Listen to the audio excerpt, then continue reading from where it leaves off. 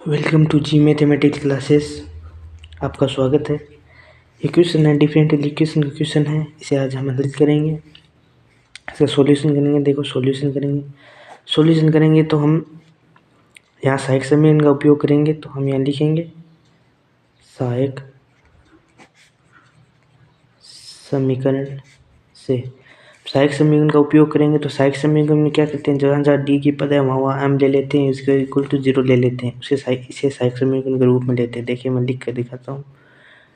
M cube plus 3 m² plus 2m is equal to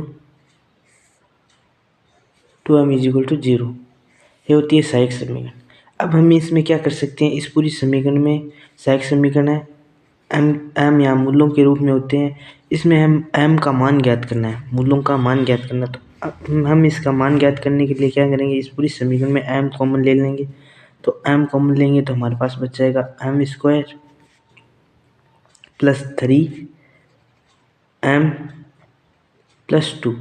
हमारे पास ये बच जाएगा, ये बाकी रह जाएगा हमारे पास।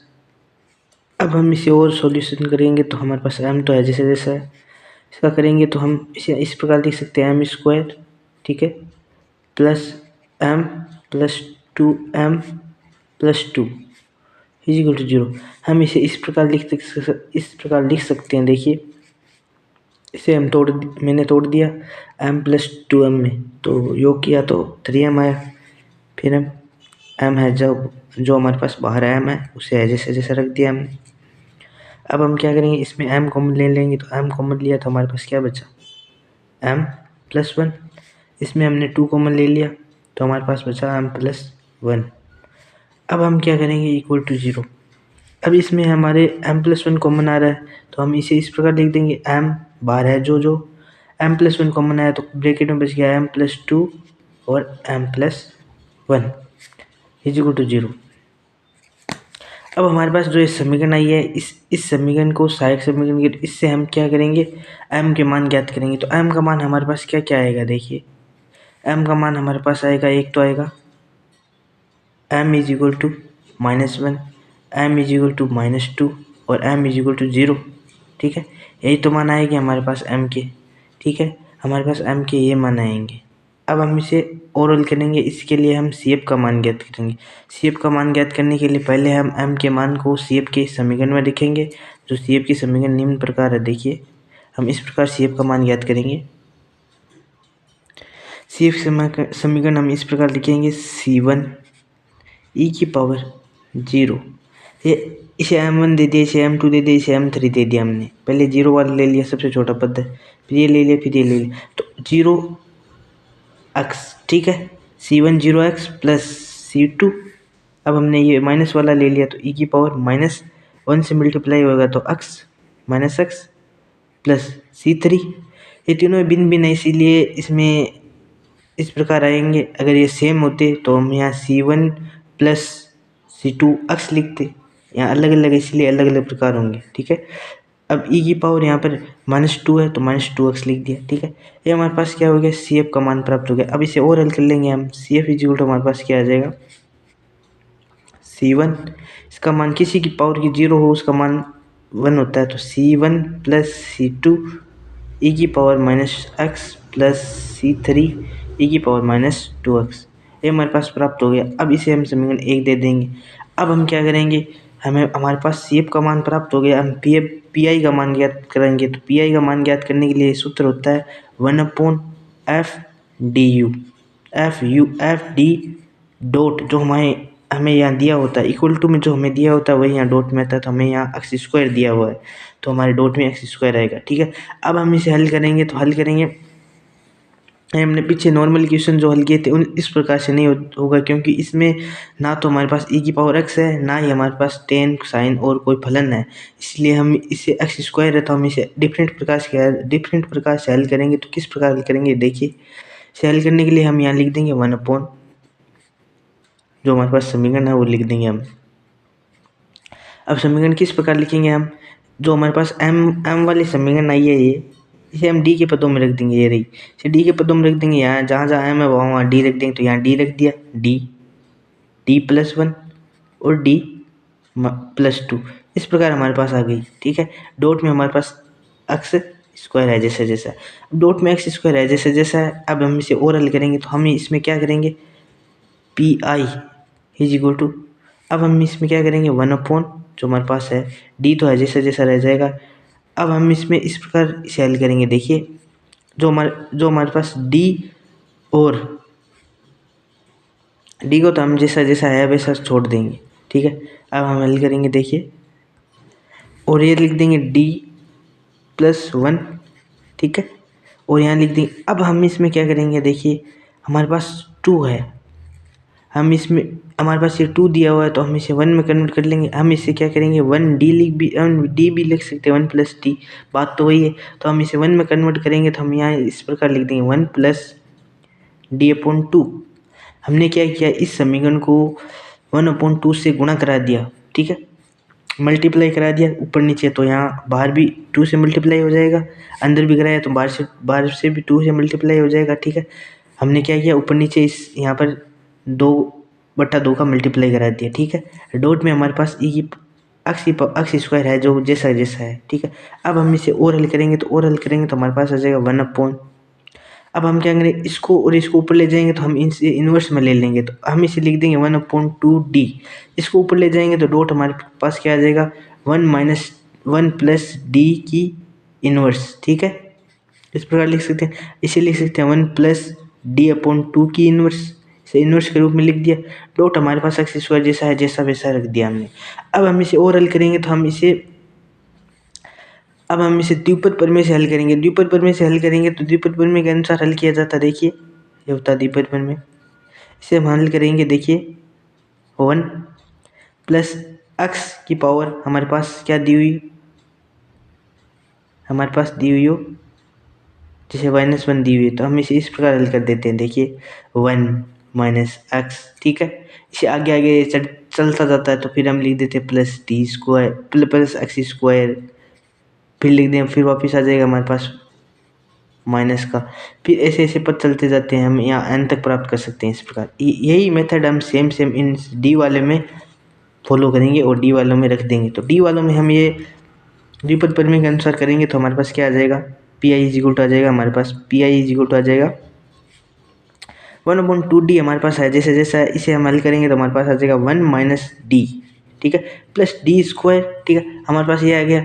अब हम क्या करते हैं, माइनस का आएगा तो हम इसमें 3 ही पद लेंगे, और 3 पद लेंगे, जितने ज़्यादा पद लेंगे जितना ज़्यादा समय लगेगा हमें, मान तो लगभग वही आता है। ठीक है, कोष्टक बंद। अब हमारे पास ये अगला है, क्या है 1, इसे द्विपद पद में लेंगे तो -1, इसे मल्टीप्लाई हो जाएगा तो D/2। फिर इसे और हल करेंगे तो हमारे प्लस का मान आएगा तो क्या आएगा D/4।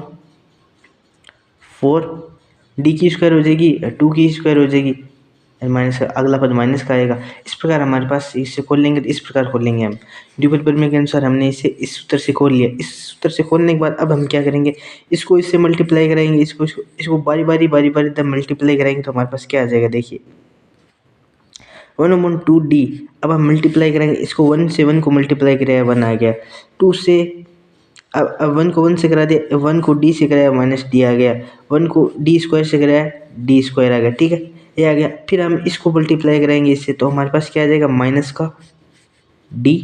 ठीक है, /2 आ जाएगा।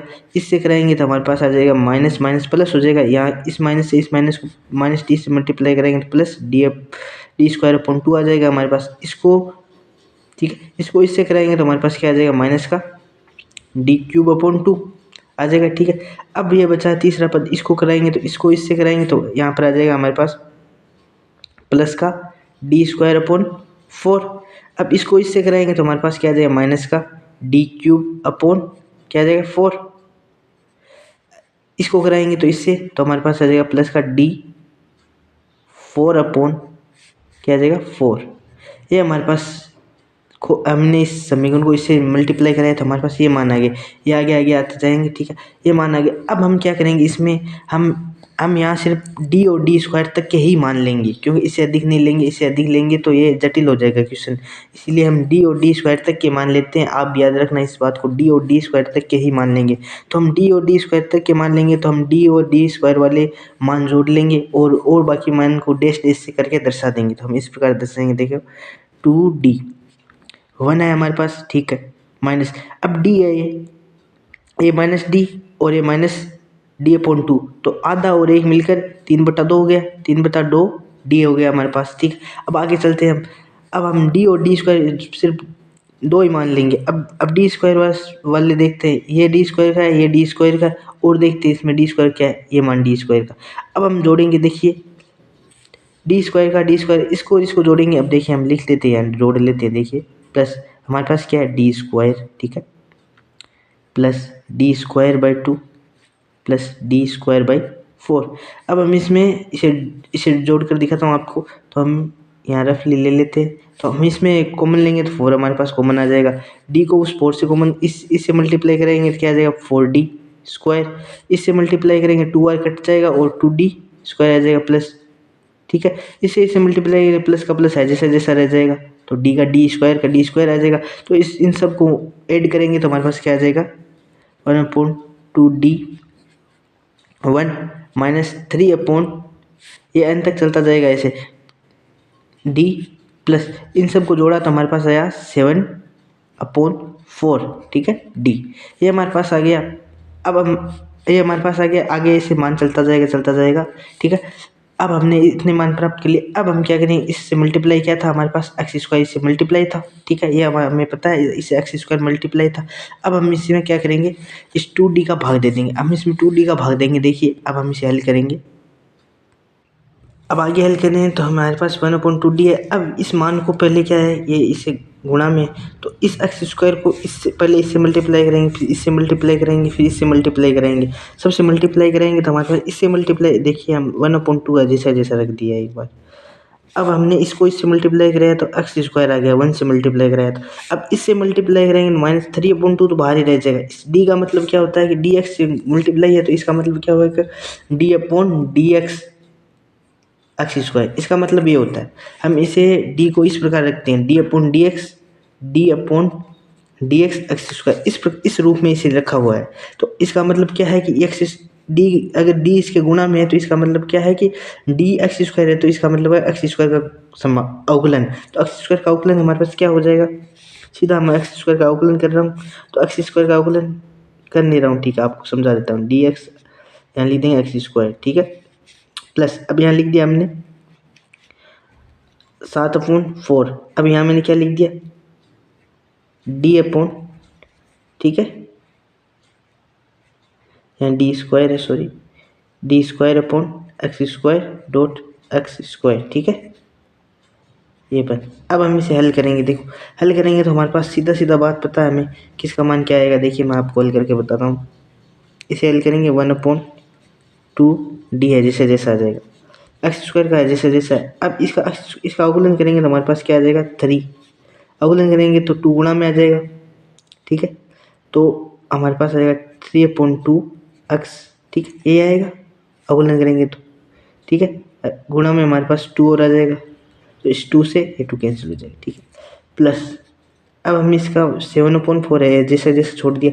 अब इसका 2 बार अवकलन करना है, तो 2 बार अवकलन करेंगे तो एक्स स्क्वायर का 2 बार अवकलन कैसे किया जाता है, देखो मैं आपको बताता हूँ। एक्स स्क्वायर का 1 बार अवकलन किया तो हमारे पास 2x प्राप्त हुआ, 2 बार अवकलन करेंगे तो हमारे पास क्या प्राप्त होगा, सिर्फ 2 प्राप्त होगा। तो हम यहाँ सिर्फ 2 लिख देंगे, मल्टीप्लाई में सिर्फ 2 लिख देंगे, ठीक है। तो मल्टीप्लाई में हम 2 लिखेंगे तो हमारे पास क्या आ जाएगा, देखिए हमारे पास आ जाएगा 1/2d x square -3x plus क्या आ गया हमारे पास, ये 2 इससे कट जाएगा तो हमारे पास क्या बच जाएगा 7/2 बच जाएगा, ये हमारे पास मान आ गया। अब इस मान को हम 2d से डिवाइड करेंगे, तो 2d से डिवाइड करके और हल करेंगे, तो अगर बट्टे में d हो तो इसका मतलब होता है समाकलन। अब इसका मतलब क्या कर रहा है कि इस पूरी समीकरण का समाकलन किया जाए एक बार, 1/2 को बाहर छोड़ के इस पूरी समीकरण का समाकलन।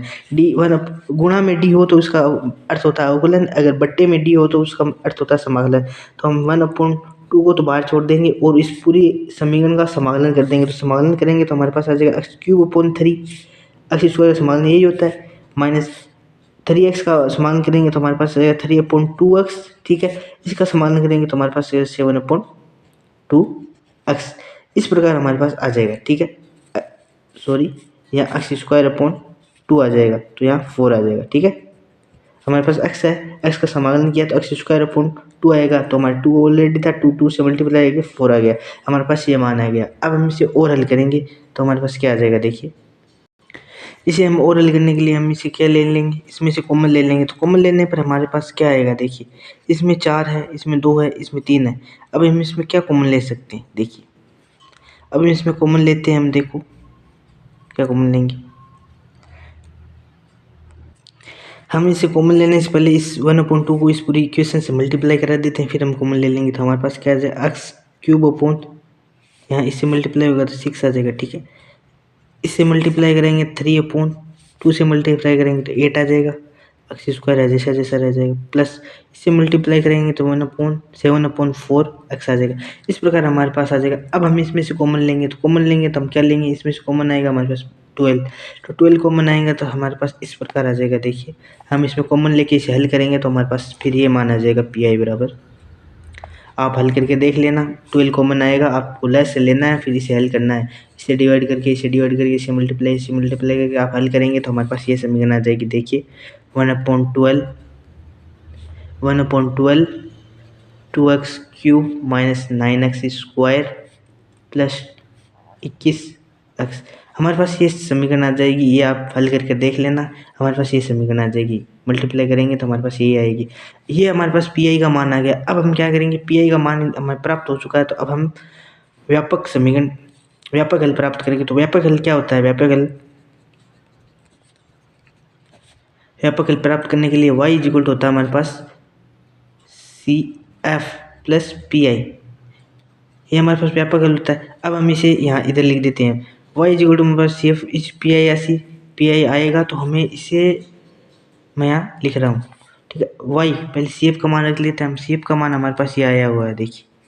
ये हमने CF का मान ज्ञात किया, तो इस CF के मान को हमें इधर लिखना है। तो हमारे पास CF का मान है C1, ठीक है, प्लस C2 e की power minus x plus C3 e की पावर माइनस 2x, ठीक है, प्लस हमारे पास PI का मान है। तो प्लस PI का मान, हमने CF का मान रख लिया है C1 प्लस C2 e की power minus x plus C3 e की पावर माइनस 2x।